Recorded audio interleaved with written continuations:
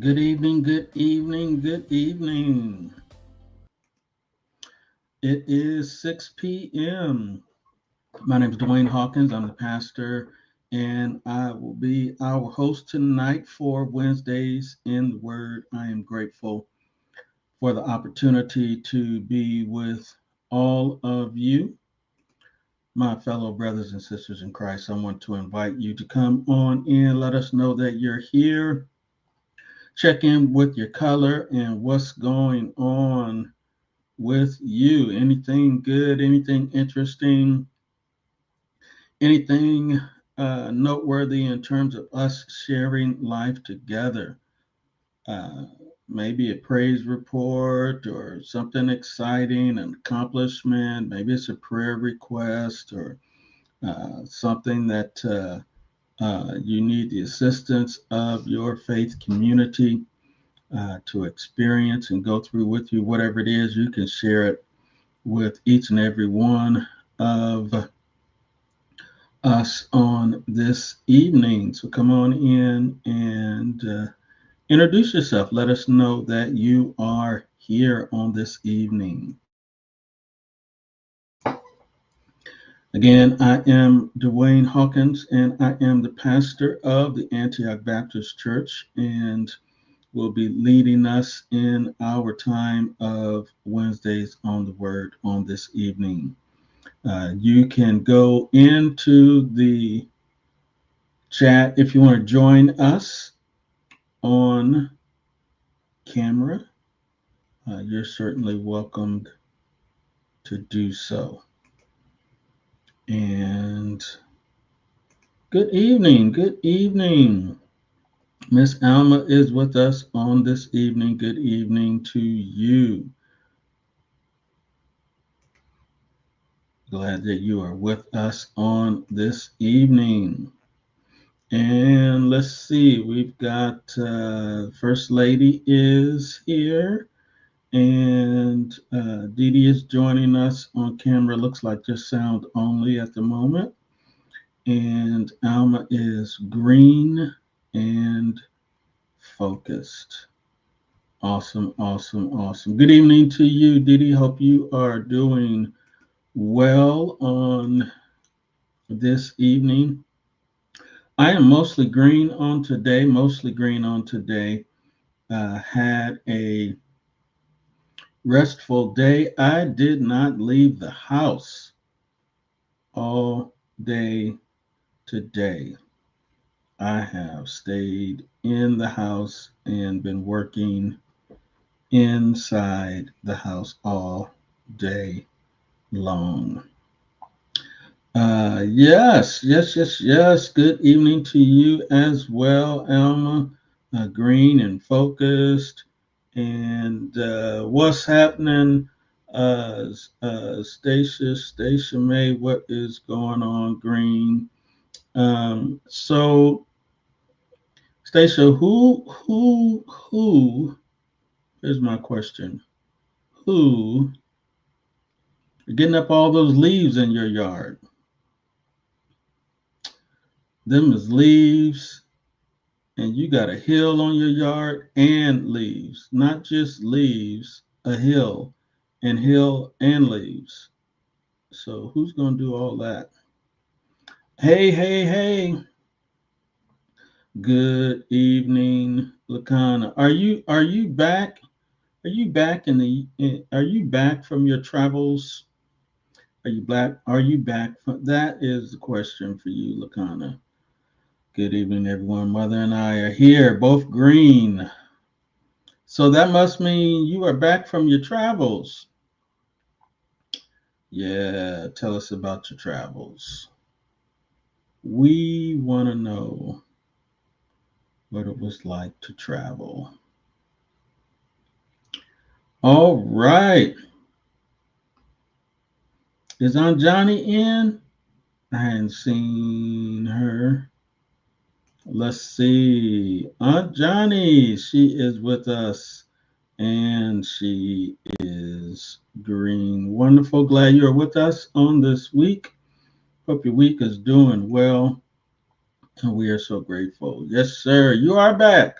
Are you back and rested, or are you back and not rested? That's what we want to know. What was it like to travel, and are you back and rested, or are you back and need to rest from your travels? Yeah. Good evening, Mother Bessie and Lakana. Howdy, howdy, howdy. All right. Invite someone. Let them know that Wednesdays in the Word is going on. Oh, you, you doing a De La Soul type of raking? Just you, yourself, and I, huh? Like, do you just have a rake, or do you have like equipment? Do you have like some type of blower, like you would blow the grass if you trimmed it, and then you would blow it back into the yard? Do you like blow it all of it, or are you just raking? Because you got leaves and a hill. You got a hill and leaves. Glad to be able to join.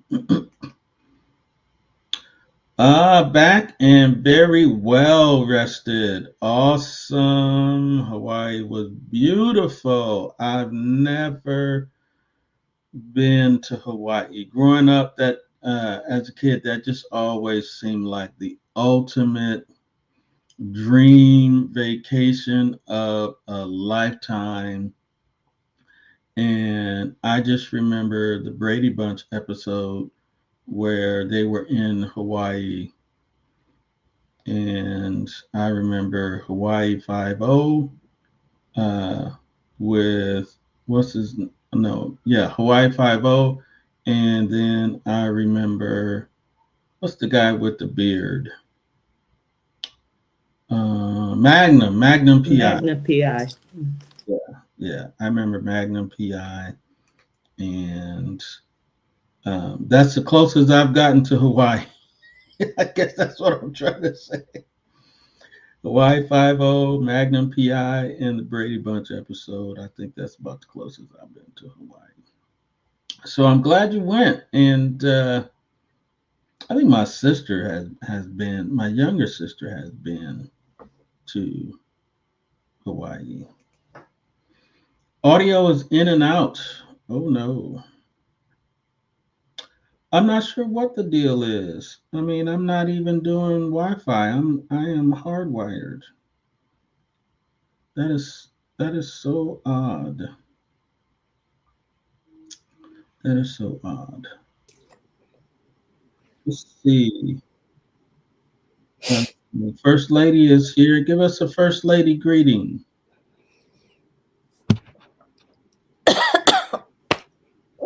Right after I finish choking. Good evening. Good evening. I agree with Alma. The something is going on Facebook. Oh, you think it's a Facebook issue? I don't know, but I know it's happening for me too. So it's not just a user error, but it says the live stream has ended now on Facebook. Oh, I see it. The broadcast is waiting. And it's put some video there that I didn't put there. Do you see that? Mm-mm. Yeah, it's put some video there that I didn't. Here's a note from StreamYard. We're having trouble streaming to Facebook. This may be an issue on Facebook's end. Is it possible the stream was ended or deleted on Facebook?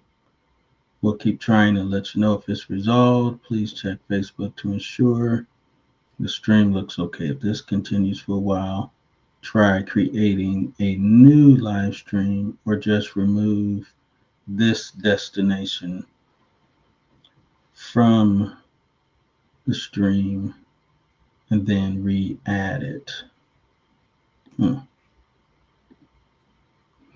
Oh yeah, it may not be the case on my personal page, but it may be the church's page. So let me go there and okay, let me remove and then re-add.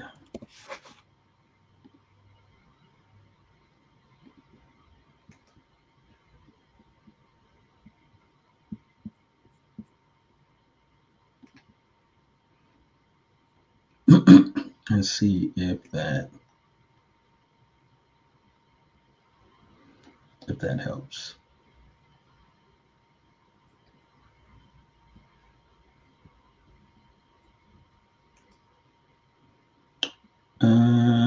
We should be back. Are you all back? Let's see. Yes.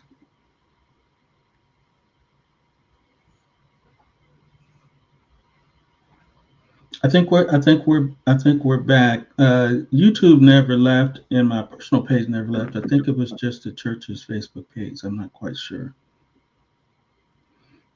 Um, but let me know if you are on the church's Facebook page if you can see and hear. I think everything is functioning fine. So, First Lady, are you on? Can you see the church's stream? I'm trying to pull it up now. Oh, okay. I think I can see it. I think we're back.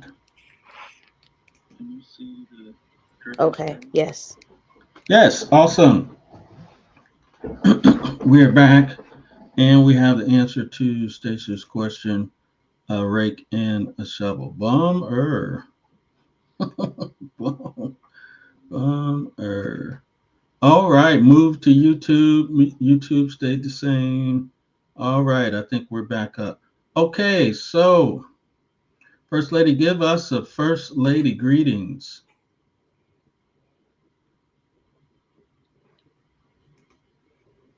Um, hey, good evening. That's my greeting for tonight. Good evening, good evening.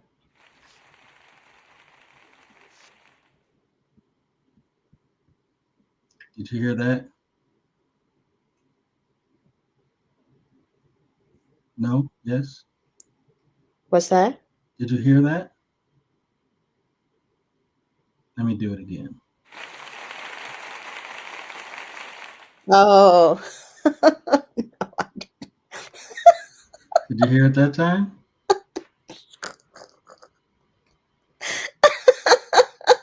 is that applause? Oh, oh, you found new toys. Okay.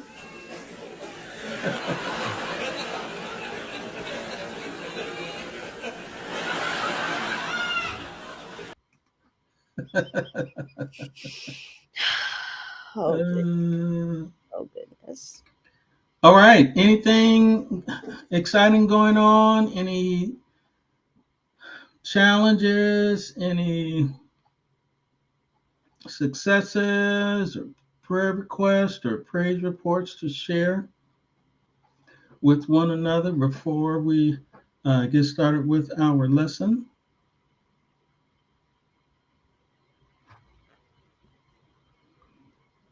I will pause and give us opportunity to do that.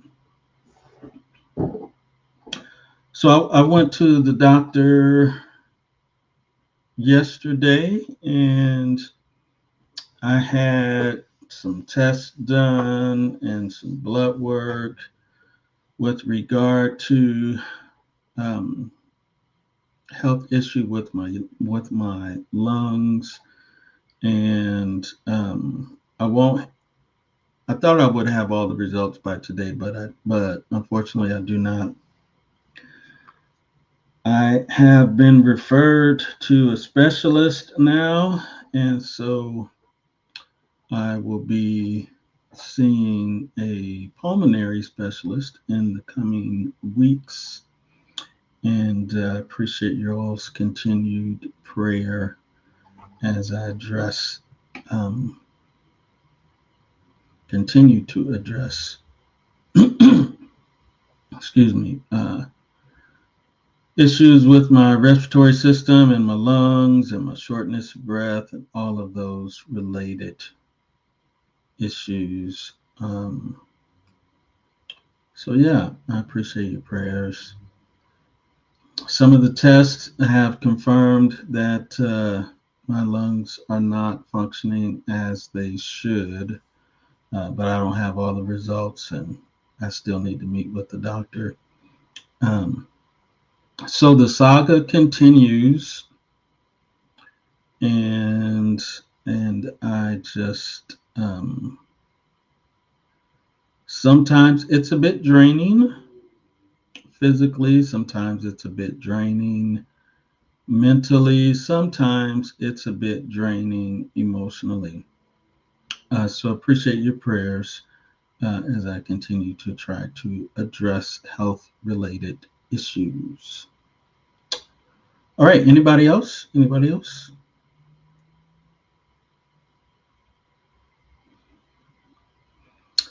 If not, I want to thank everyone who joined me. Well, first, I want to thank Chaplain Klaus for our third and final jail and prison Sunday. And he came and gave an update, uh, what's going on behind the walls. And from what I understand, preached a wonderful sermon on Sunday, and I want to thank him for that. And for all of you who joined me at Prince of Peace in the afternoon, thank you all so much for your support. It just means the world to see Antioch faces um, traveling with me in the community on these occasional opportunities where we've been invited or we're joining in with convention or those types of things. I want to thank you so much for each of you for your support.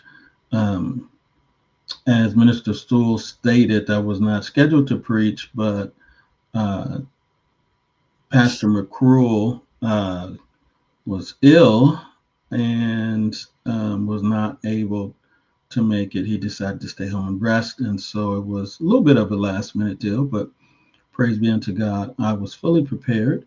And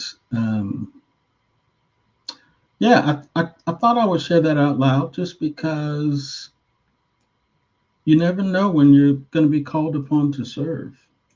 And being ready to serve, not just being ready, but being willing to serve in the last minute is a deal. And I just want to use that as an opportunity to share with you all about the need to be prepared and the need to have a willing spirit to be called upon to do things as they arrive, even if it's last minute.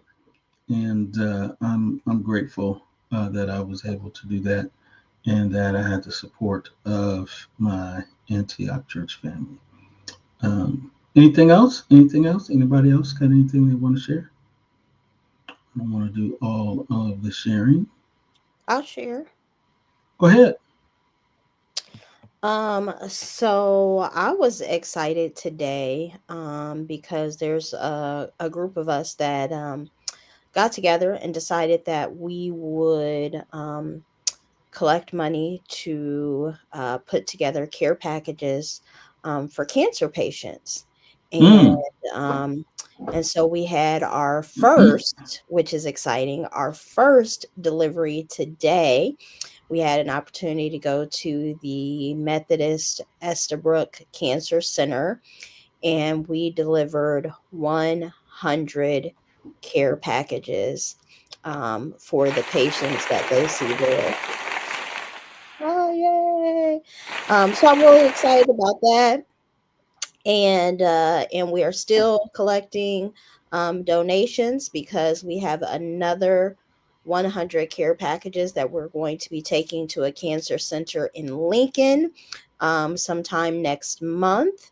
And then after that, probably sometime in January, we'll be taking another 100 care packages to the Buffett Cancer Center, also here in Omaha. So that was exciting. It just feels good to do good and to show love to some people that sometimes are feeling lonely, or just simply just dealing with the emotional, mental, and spiritual struggles of cancer. Wow. If you don't mind, share with us how all this started. Yeah, so back in 2021, um, my father was diagnosed with prostate cancer. And at the time, he had lost his hearing as well. And so he literally needed someone to go to all of his doctor's appointments with him to be his ears. And it was wonderful that we could do that for him. It was a 3-year journey, but he had a wife of over 50 years, 3 adult children, grandchildren, great grandchildren, siblings, nieces, nephews, like boatloads of support and help all the time. And yet, for those 3 years that he dealt with cancer, and even to this day, more than the physical challenges, I saw him struggle mentally, emotionally, and spiritually. And to know that he had so much support and yet he still struggled, it just made me begin to think, what about the people who have no support? Mm. So these boxes are really just, there are prayer cards inside. There's information about, getting connected to a church if they want to, and just some encouragement to let them know that they're not alone, that someone is praying for them, and that above all else, that God loves them and is with them on this journey. Wow, thank you. That is an amazing opportunity to serve, and what a great um,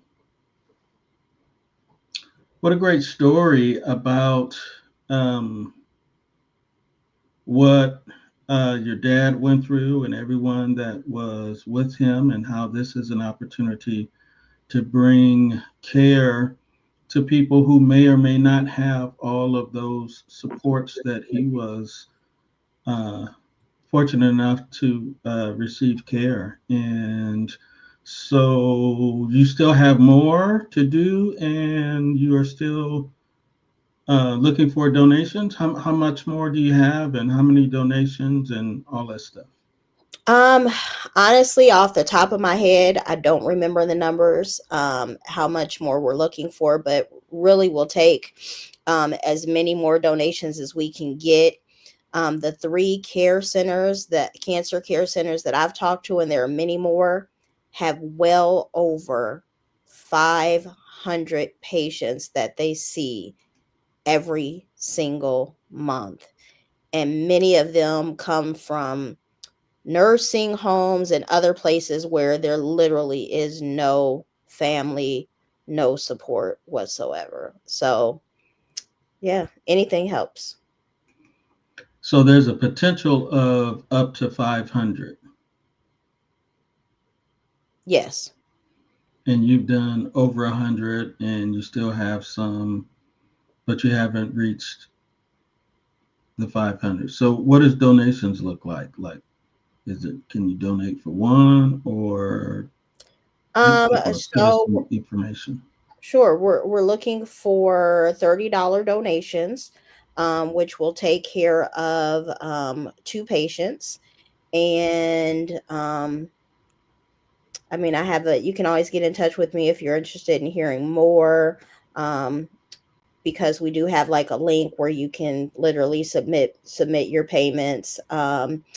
And yeah, that's about it. So we're just asking people if you could donate $30 to help two people, or $60, and that would help four people, and so on.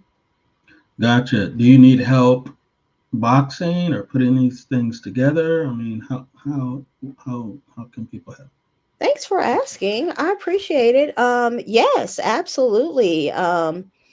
It's tedious, don't get me wrong. We were, I literally had boxes lined up in my parents' living room, boxes on top of boxes on top of boxes, and a couple of us were working like line workers, going down the road putting things in each box. So yeah, maybe I will plan a day, and I'll let everybody know, anybody who's interested, and we can all get together, maybe even just at the church, since it's a bigger space, and you guys can help us pack up boxes for the next run. Gotcha, gotcha. One last question. Who you keep saying we? Who is we? Who's sponsoring this? Um, so it's kind of a mixed answer. It started off as just a project that I did, but I have amazing friends and family, who have helped along the way, and so at the moment, it's not legally official, but we're in the process of starting a nonprofit to funnel this through in the future, and it will be called the JTH Foundation, which is it's just in honor of my legacy. The J stands for Jennings, which is my mother's maiden name. The T stands for Tipler, which is my father's name and my maiden name. And then the H stands for Hawkins, which is the family that, of course, I have married into. And in the past 5 years, in all three of those lineages, we have all experienced uh, cancer, dealing with cancer. And so I just wanted to honor the person that I am because of the Jennings, the Tiplers, and the Hawkins. So it's the JTH Foundation, but it's made up of just people who care, Christian caregivers. Thank you, thank you. I know we took a little bit longer, but I just wanted to make sure that anyone that was uh, with us on tonight would have all the information that they needed if they wanted to understand or wanted to donate or wanted to volunteer, that they would have all the information that they needed. So there you have it, Antioch. If you're looking for an opportunity, or if the Lord has placed it upon your heart based on what you have heard, maybe there's someone in your family who has experienced cancer, and in honor of them, you'd like to be a part of that, then reach out to the First Lady and help out. So awesome. Looks like the church pages is rebooting, but the other ones are still live. So we will keep it rolling. All right. In terms of announcements, the only other announcement is I think tonight will be our last, because next Wednesday is the day before Thanksgiving. Next Wednesday is the day before Thanksgiving. And I just kind of feel like, I don't know if we need to be meeting on that day. People might be traveling, all of that kind of stuff. I want to encourage you to spend some time with your people that you care about. And so I'm thinking it probably would be best for us to not meet on next Wednesday. Is that okay with everybody? If so, then of course the month of December is our time for rest.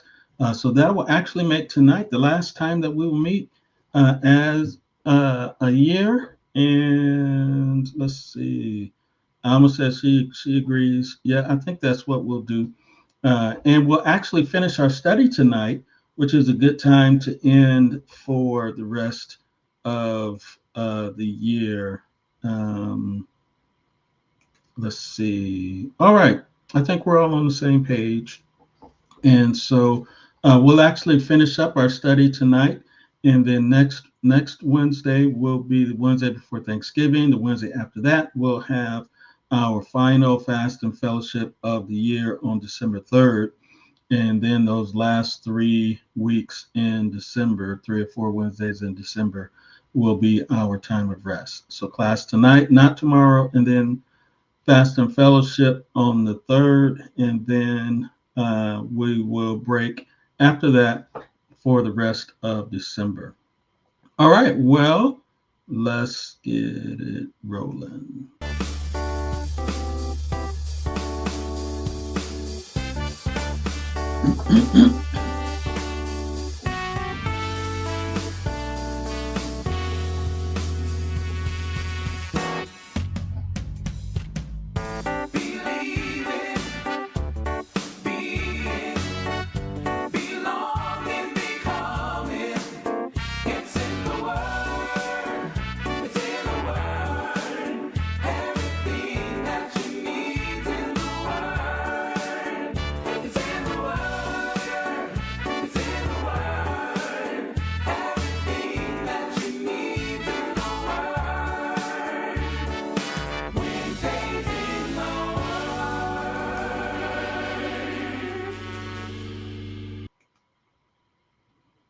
Awesome, awesome, awesome, awesome. Everything that you need is found in the Word of God.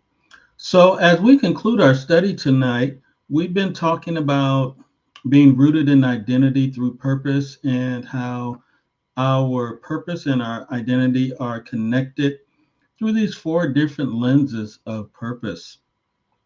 The first lens is our ultimate purpose, which is to glorify God in all that we say and all that we do.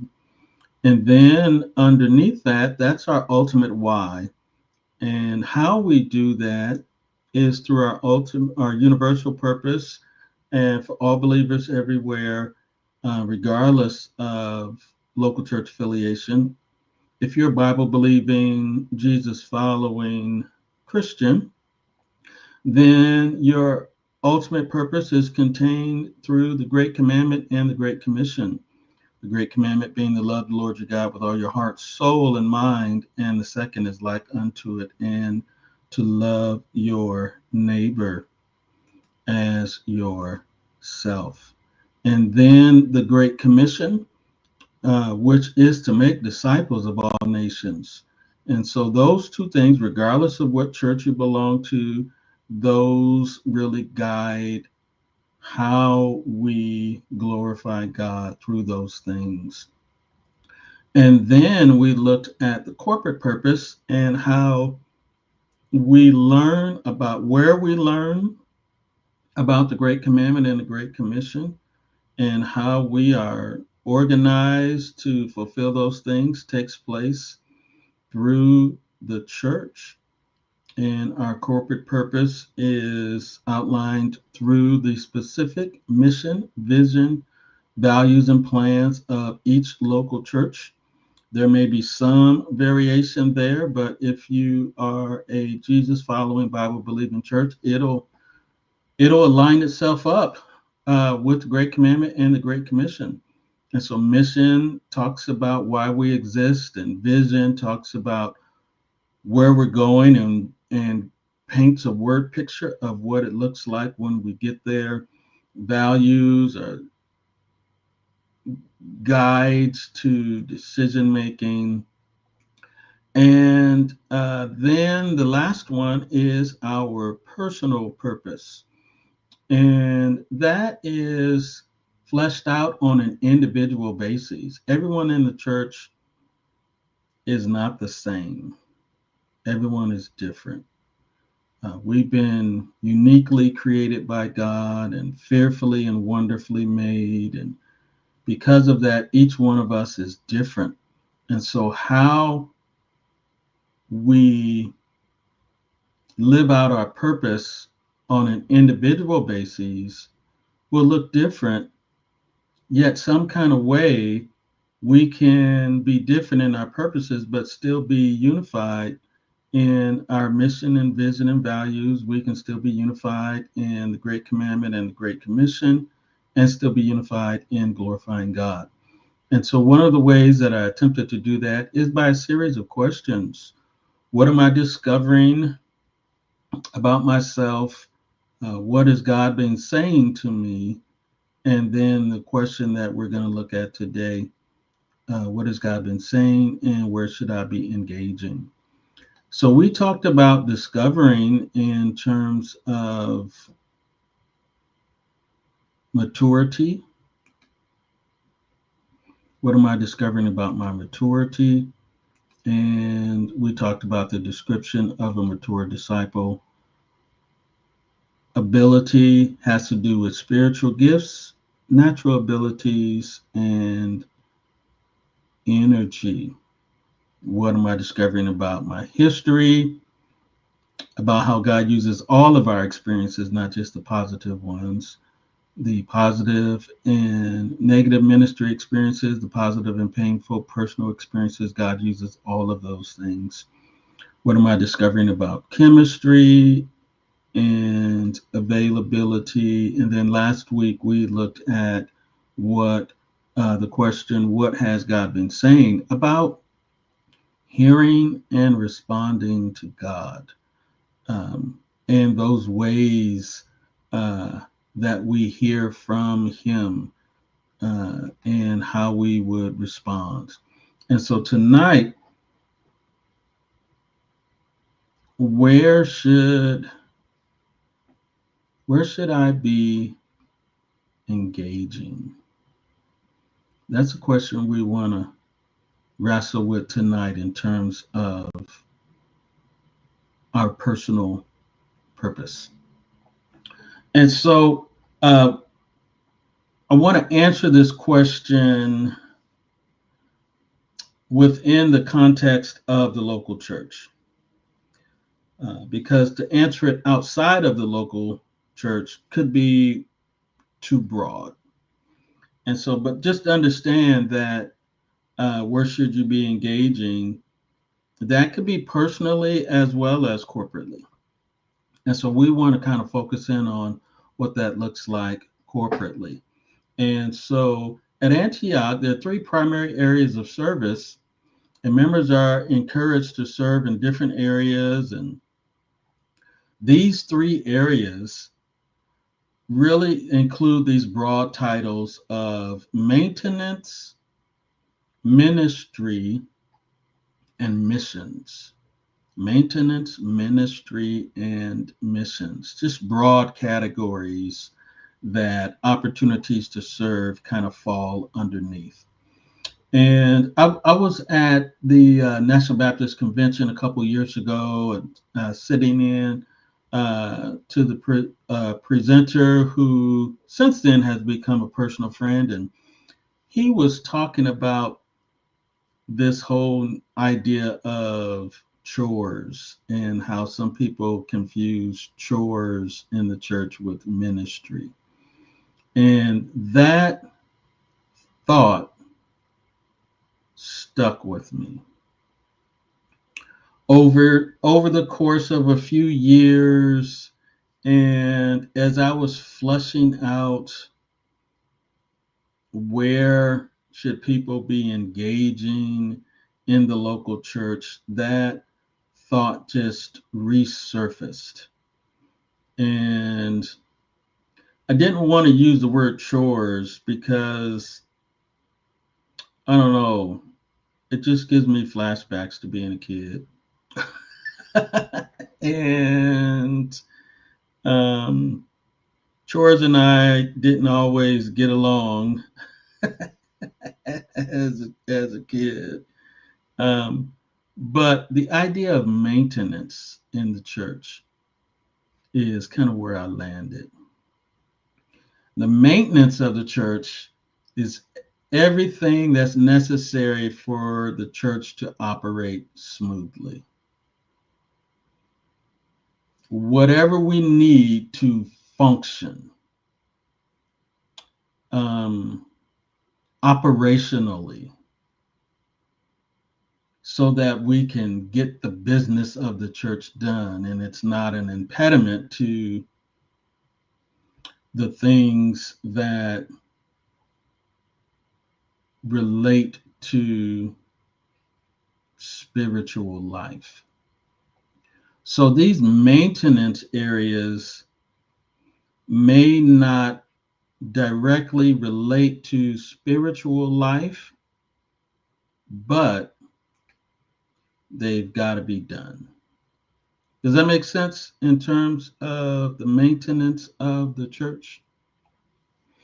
Every member may not engage in the maintenance of the church, um, but the people who do, they need to be competent and they need to be responsible disciples.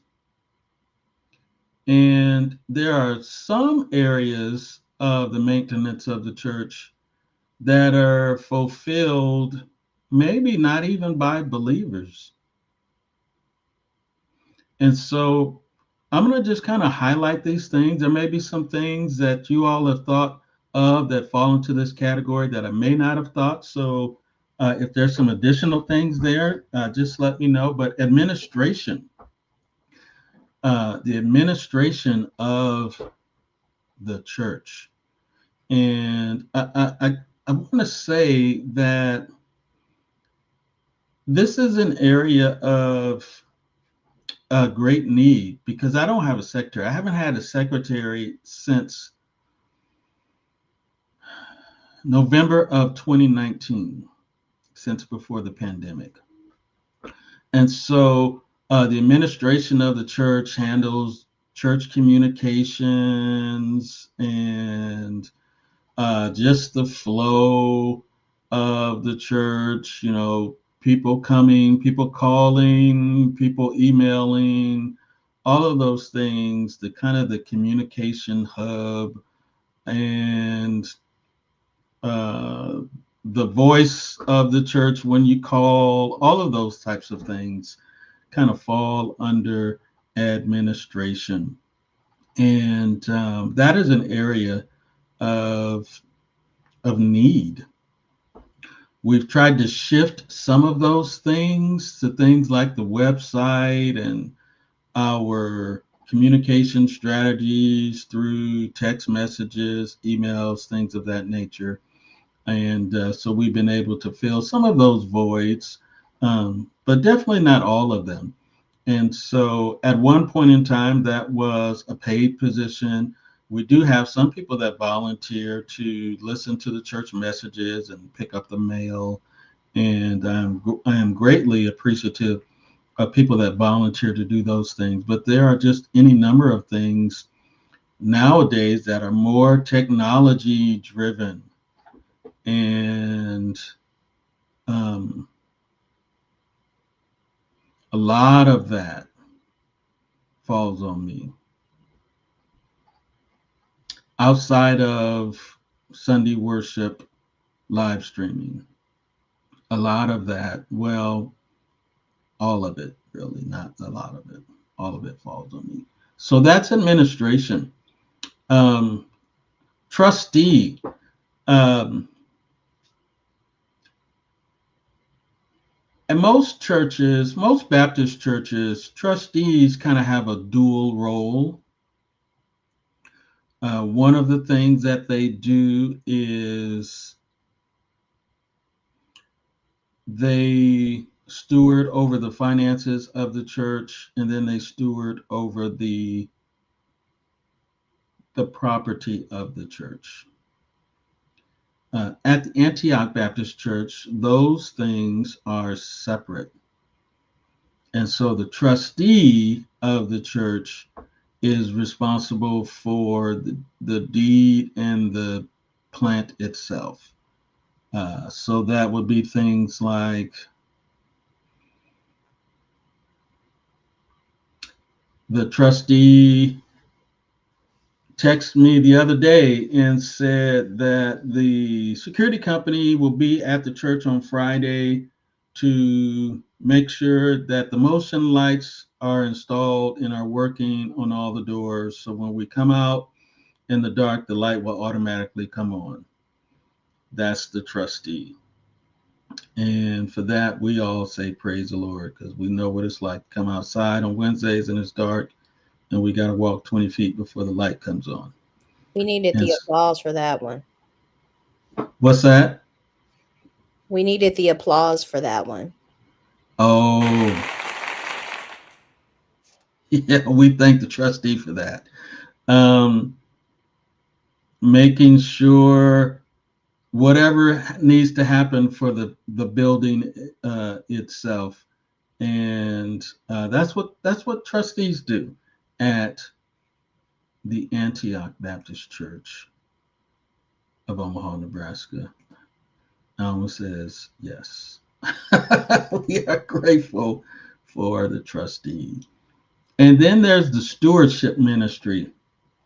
This has to do with the finances of the church. And so there is a treasurer which kind of leads that group, and the treasurer and the stewardship commission is made up of people who count money, people who deposit money, people who record money, and those are separate people than people who manage the books and write checks.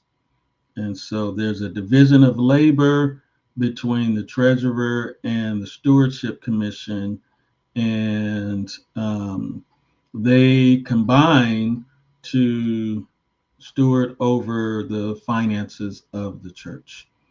Some churches, the trustees do that role.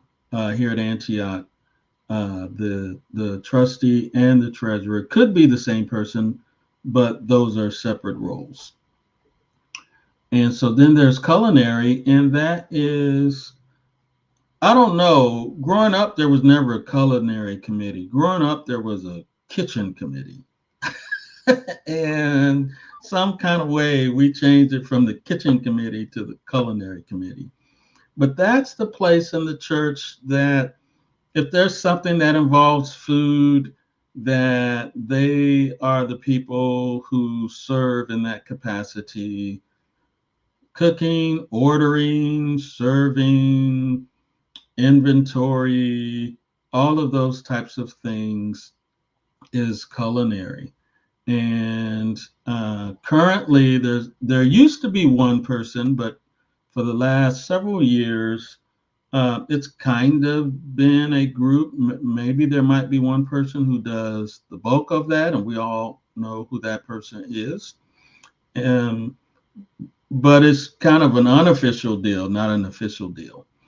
And so that could be an area of need. Transportation. Um, we have kind of gone to the place where if there's someone that needs a ride to church, even though we have a van, if it's just one or two, then we've kind of worked that out that people who are in that area with cars can do that.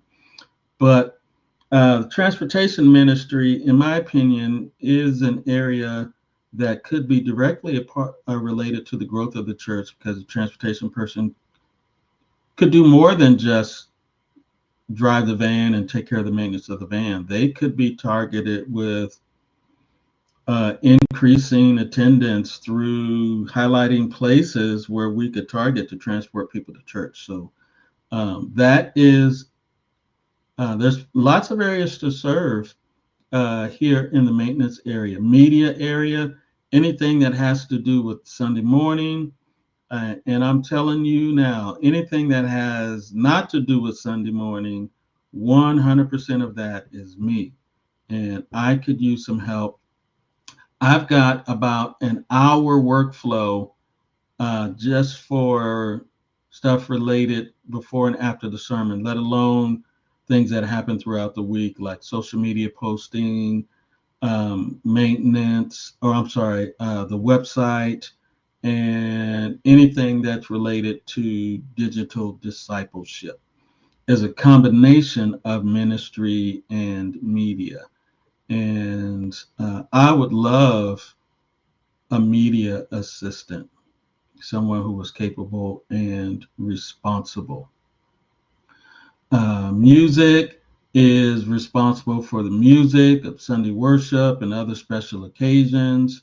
Ushers are responsible for providing order within the context of a worship service. Um, they might also give order if there was some sort of medical or health emergency, and any of those types of things. And so those are the areas that just help the church to operate smoothly. And other areas of maintenance, I said some of them that they may not be a member, and some of them may not even be a Christian. An example of that would be people that cut the grass, people that maintenance our musical instruments. Those things are maintenance, but they are contracted out. Um, People who clean the church. We've had a long-standing tradition of those being in-house first.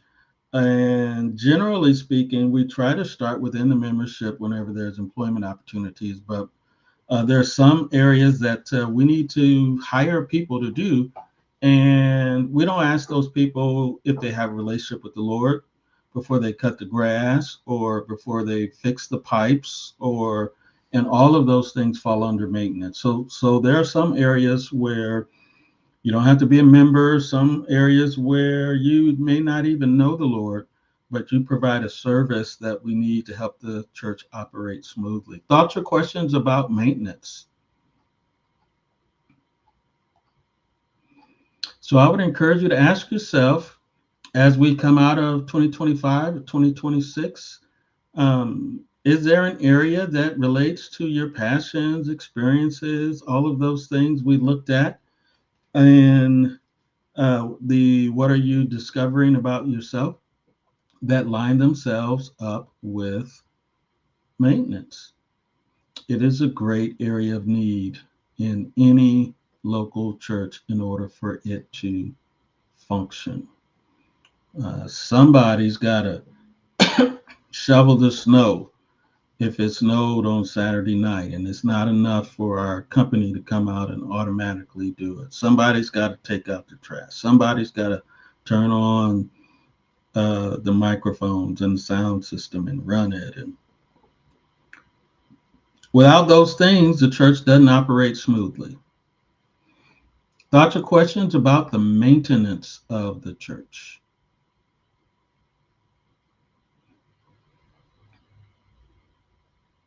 Then there is the ministries of the church. And the primary commands for the church are found in the Great Commandment and the Great Commission. Every member, let the church say every member of Antioch is called to care and make disciples. Everybody may not be involved in the maintenance of the church specifically. Generally, when I came to Antioch, the classic example was if there was a piece of paper on the floor, whose job is it to pick up the piece of paper on the floor? And the answer would be everybody.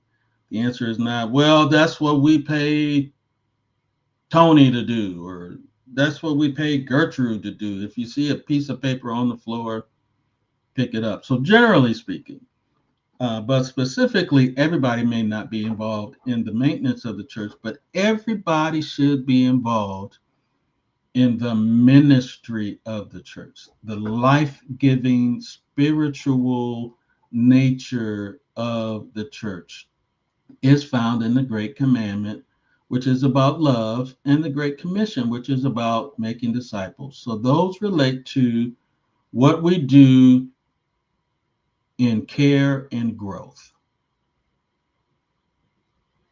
care and growth. We've got systems of care, self care, group care, congregational care, pastoral care, community care. We've got health ministry, we've got bereavement support, we've got benevolence, um, things that kind of kick in when they're needed. And those are areas of care. Where are you in those areas? Are you joining the care group that we call Fast and Fellowship, where you can learn how to care, and maybe you're part of the um, diaconate ministry that is part of the care of the church. And certainly there are specific roles. These are kind of ministries, but there are specific roles like the pastor and the diaconate that kind of lead the charge in these areas.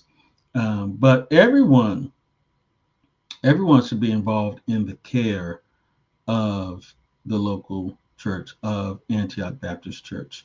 And these are just ways where you can kind of get plugged in. We have people who their responsibility is to send a card to people who maybe are sick or not doing well.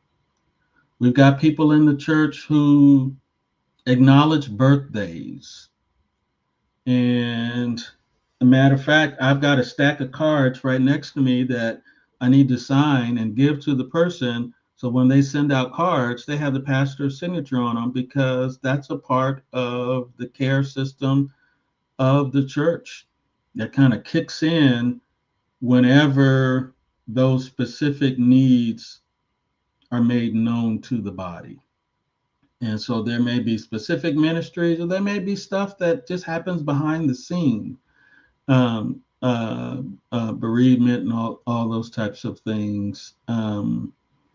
Benevolence is another one.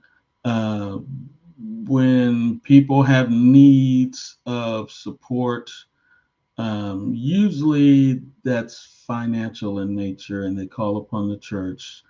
The diaconate are the first people that respond to those. There's an official form that they fill out, and all of that kind of stuff. And they go through screening, and then they hit me up and tell me what's going on and make a recommendation. And then I work with them and our treasurer to see how would be the best way to respond. And all of that is about care. And so there's a lot that happens with care. And then there's the growth side. And they work together. They care and growth, they're like hand in hand.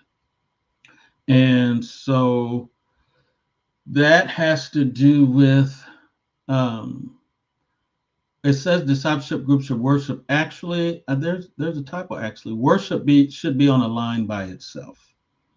Should be on a line, because we make disciples through worship. And right now on your screen is a QR code. Why? Because StreamYard is cool, and they're doing cool stuff. And you can take your device, um, and if you've got two devices, and you can scan that QR code, it'll take you to the church's Connect page. And just by putting in your name and email, you will be gaining access to our new sermon digital discipleship pathway, which is how worship is used to make disciples. Well, first of all, is through the flow of worship to release to God, receive from God, and respond to God. And um, I'm going to just pause right there, because that's a good place for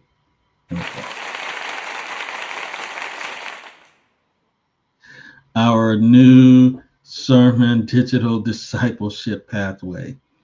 And so you can prepare for worship by getting a Friday email and the worship journal that you can record your worship experience through releasing to God, receiving from God, and responding to God.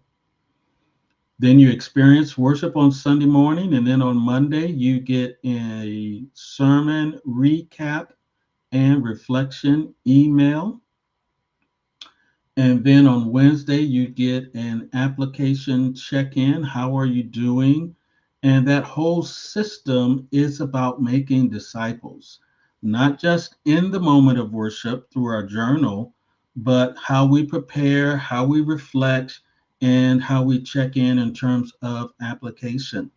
And I'm so excited because today I received my first email from the Wednesday check in about applying the sermon to your life. And I was not even the preacher. And so I made sure that that pathway was available regardless of who preaches, because we make disciples not just when the pastor preaches, but we make disciples whenever the word of God is preached at Antioch. And so worship is a separate item, and it is the foundation for all other discipleship efforts at the church.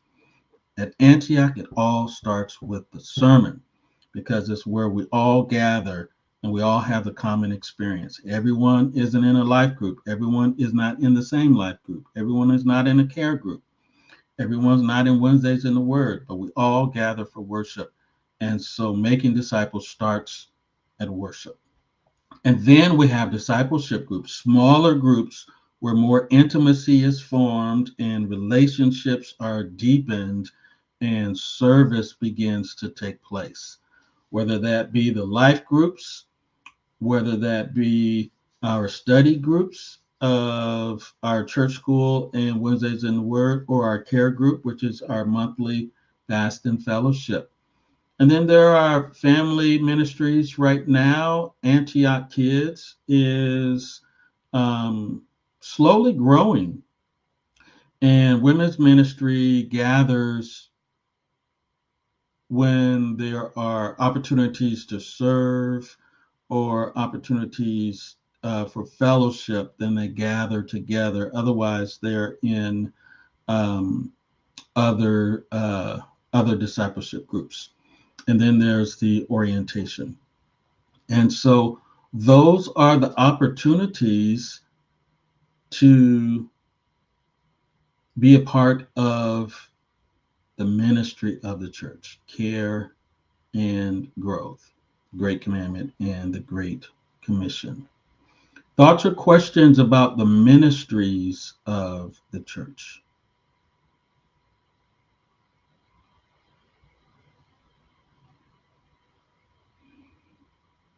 You can put them in the chat.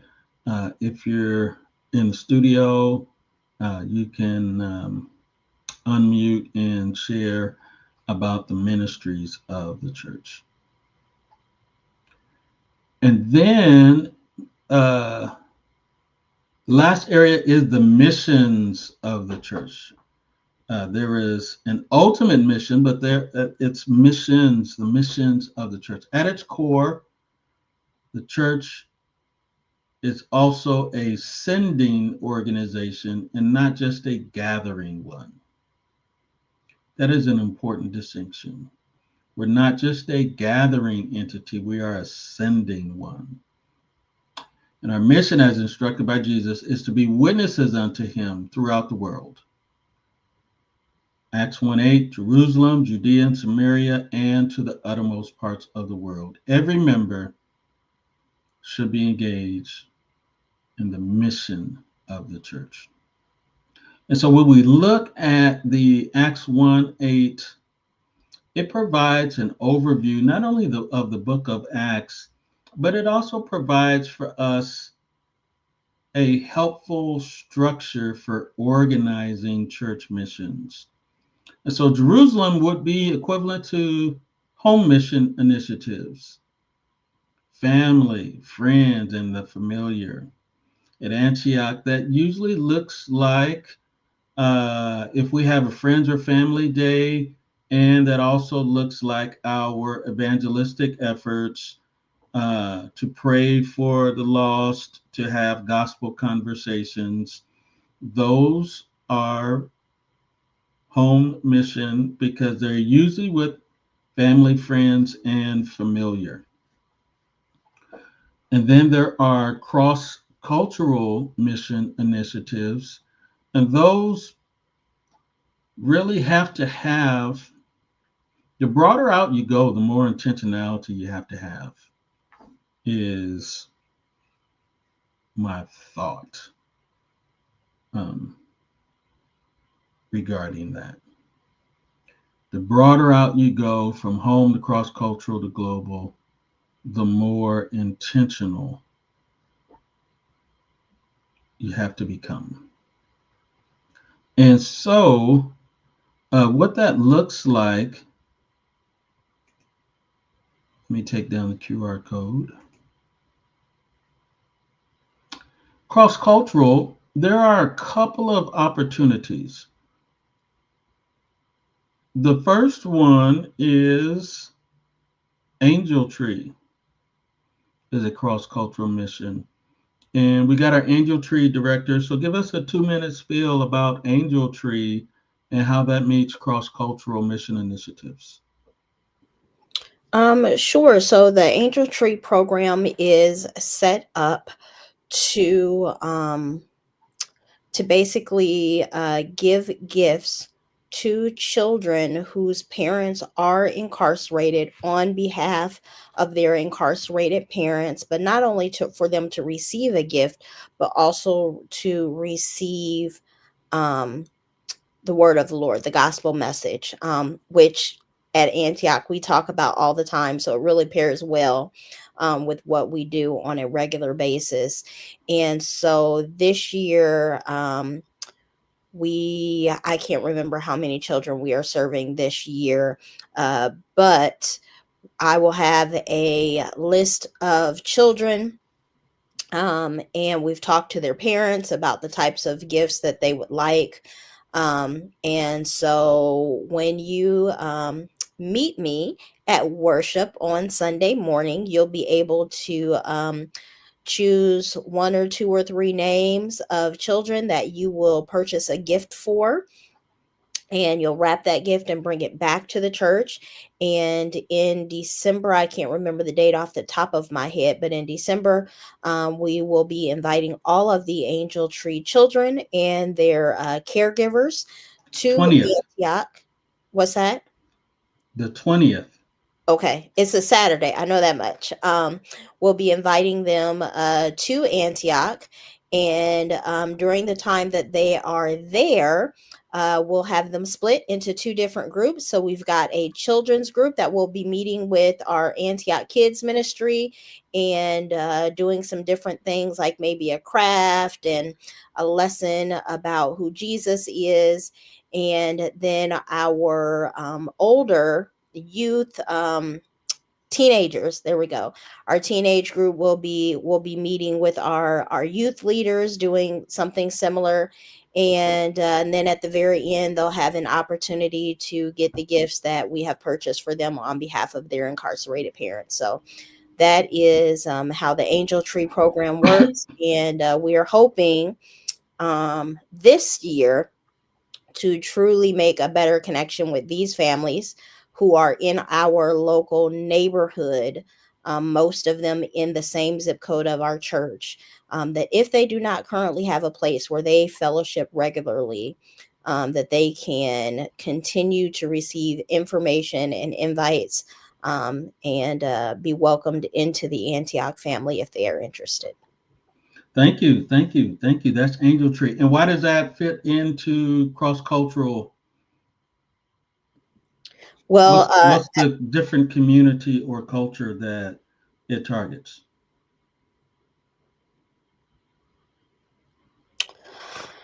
um, what would that be? What, less Because fortunate? they're Incarcerated community. incarcerated, different ethnicities, all of that. Most definitely, most definitely. The broadest category is that all of this is specific toward families who have experienced incarceration. And that's what makes it cross cultural because that is a specific targeted um, mission initiative that targets a particular population of people. Does that make sense? Awesome. The other cross cultural initiative is also the incarcerated community, and that is through our partnership with Good News Jail and Prison Ministry. Angel Tree is through what's the organization?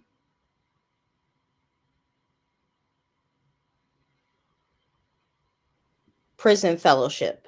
Prison Fellowship. And so we also partner with Prison Fellowship, and then we also partner with Good News Global, and both of those target the same um, community, has to do with incarceration. And that's where Chaplain Klaus comes 3 times a year. And honorarium that he receives directly goes not to him, but to the organization that he serves, which also gives us opportunity to get updates, and we could be even increasing that partnership by specifically praying. There have been times where people have gone in to serve. I've served with them over the course of time. Minister Sewell did prior to the pandemic. And we target the incarcerated community in 2 different ways at the Antioch Baptist Church. And this cancer deal, the First Lady is involved in that one. We haven't formally adopted that one as a church. Maybe we will. But that is also cross-cultural mission initiative because it targets a population that has been impacted by cancer. And so cross-cultural mission initiatives are not always black versus white. Um, any particular community uh, that might be different from the population that attends the Antioch Baptist Church would qualify as cross cultural. And then there's global. Where this is the one that needs the most attention. And that has to do with different languages, and sometimes different languages doesn't mean different lands. Sometimes different languages still could be local, but it could be different languages and or different lands. And so other than when we register with the National Baptist Convention, um, our registration does not specifically go to foreign mission, but there is a foreign mission that we could allocate if we wanted to support financially our national conventions work overseas, or even before we support them financially, just to know what's going on, to be praying. And so that's an area of growth that we just have not done well at. We start home, then we move to cross cultural, then we move to global.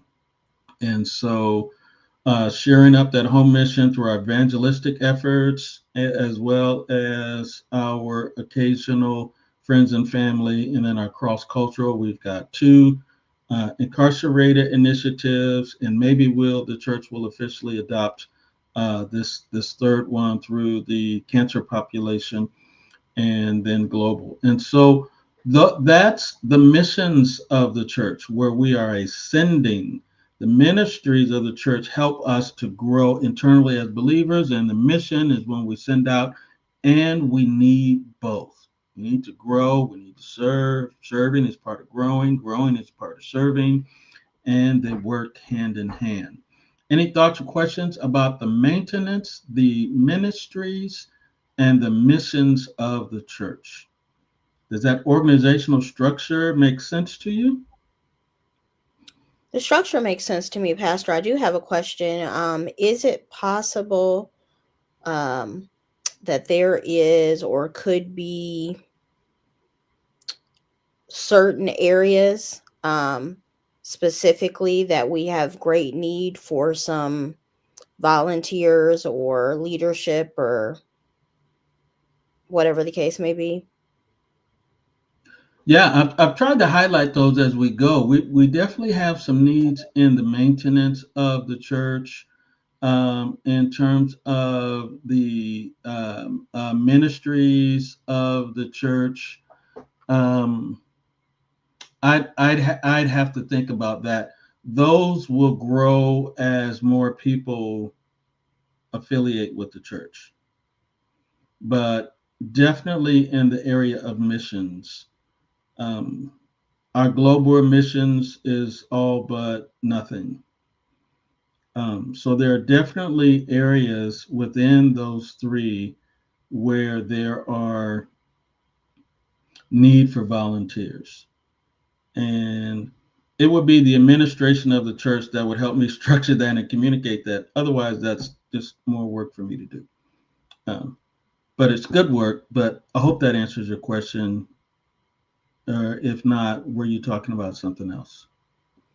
No, I think that answers it, and I think you bring up a good point that it probably all starts with if we were to prioritize, sounds to me like the priority would be in the administration area, um, because that would kind of help overflow to the other areas. Yeah, so yeah, I think you answered. Administration would be a big area. Um, but administration now looks different than administration 5, 6, 7 years ago. Administration now requires a technological competency. Um, we're probably not in the business of having someone stationed in the building for a certain amount of time, if that makes sense. So administration now would almost require some level of technological competency. And so administration and media, they are much more aligned, than they have been in the past. And so those are areas of great need now, um, just to give relief to what's currently happening, not even talking about advancing. Administration, culinary, transportation, media. Those are immediate areas. Um, Helping us with our missions. Um, I do a lot of driving of the ministry of the church, but it would be nice if someone else would be the mission coordinator of the church. Um, they could be the cross cultural person. We could have a global person. We could have a home person. Um, and that would relieve a lot of weight, um, upon me, uh, and to help us to do what we're already doing more effectively, again, which could eventually lead to growth. Um, so maybe I'll figure out something in the month of December about where the needs are going into the new year. When we're not having Bible study, maybe I can get some rest and maybe focus in on that. Or maybe somebody can help me with that. That would be even better. That would be even better. Other thoughts about where should I be engaging? The maintenance, the ministries, and the missions of the church. Did anybody learn anything new tonight? Anybody learn anything new tonight? I learned that the first lady is doing leading most of the cross-cultural mission initiatives already with the Angel Tree and with this new ministry that we may formally adopt. Um, um, yeah, that's what I learned. That might be that might be something to consider.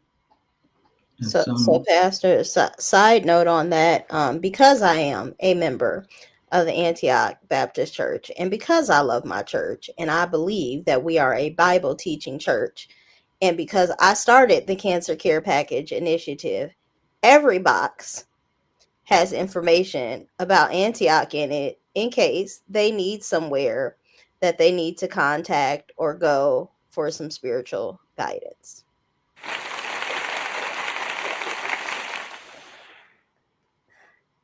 that is awesome. And so it turned into, it even turned into an Antioch cross cultural mission on the back end. That is wonderful. That is wonderful. So that's purpose. We've got four levels. We've got personal, we've got corporate, we've got universal, we've got ultimate, and the idea is that they are all aligned. And so I want to encourage you to reflect on that, work through the document. Let me know how that's going. If you have any questions, how that relates to you, how that relates to the church, and um, yeah, that where should I be engaging piece. I need to figure out how to officially communicate those areas of service and where the needs are coming out of this year and going into the next. And I'll communicate that through a newsletter, verbally through the pulpit, through the leadership of the church, and other communication um, media to do so. So that kind of brings us to the end of 2025 Wednesdays in the Word. I want to tell y'all, I love y'all so, so, so much. And but it is time for a little bit of rest and recharge before the new year. And that is a part of the rhythm of ministry. There's got to be incorporated some periods of rest to be a part of the rhythm of ministry. Otherwise, we would not be following the example of Jesus. And so next week is a rest week. The following week, we'll have our final fast and fellowship. And then we will rest for the remaining month of December. And may the peace of God be unto you. And So, also to you. All right, y'all. Let's let's go go Change change change the the world. world.